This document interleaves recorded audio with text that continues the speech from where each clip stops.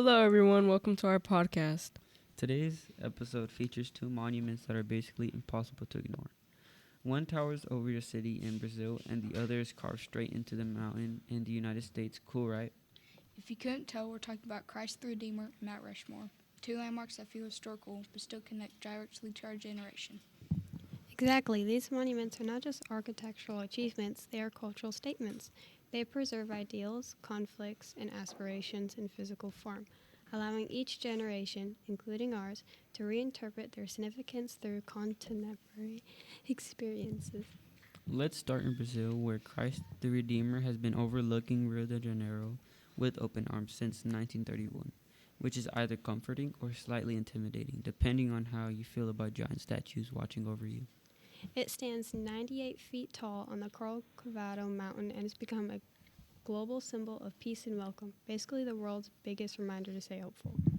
It also took 9 years to build, which is impressive considering they had to move materials up the mountain and design it to survive powerful winds and storms. What makes this monument especially relevant to our generation is its ability to evolve in meaning.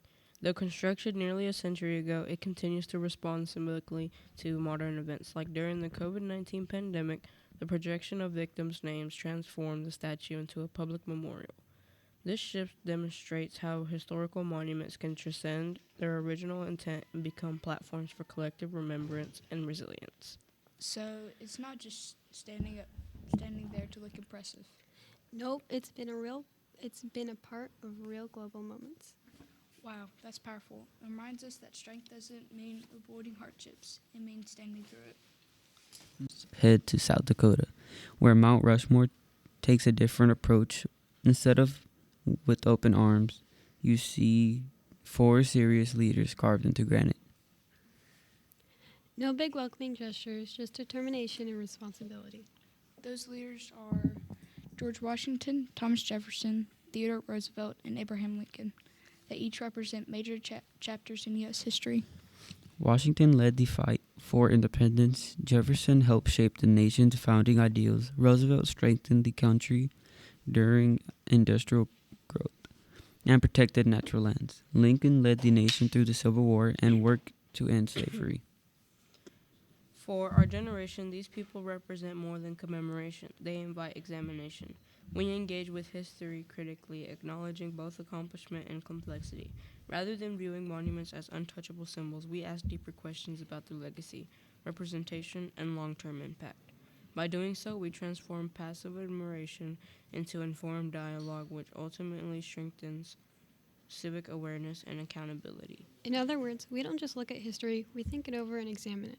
And debate it sometimes, respectfully. Visually, these monuments feel very different. Christ the Redeemer feels open and emotional, like a symbol of unity. Mount Rushmore feels firm and focused, like a symbol of direction and leadership. Yet both monuments fulfill a similar cultural function. They solidify abstract ideals and into enduring physical forms. One emphasizes compassion and spiritual endurance, the other highlights governance and national development. For a generation navigating rapid technological change, social reform, and global uncertainty, these monuments serve as reminders that societies before us also face profound challenges and chose to respond by constructing symbols intended to outlast their lifetimes. Basically, they built something permanent during uncertain times. Which sounds familiar.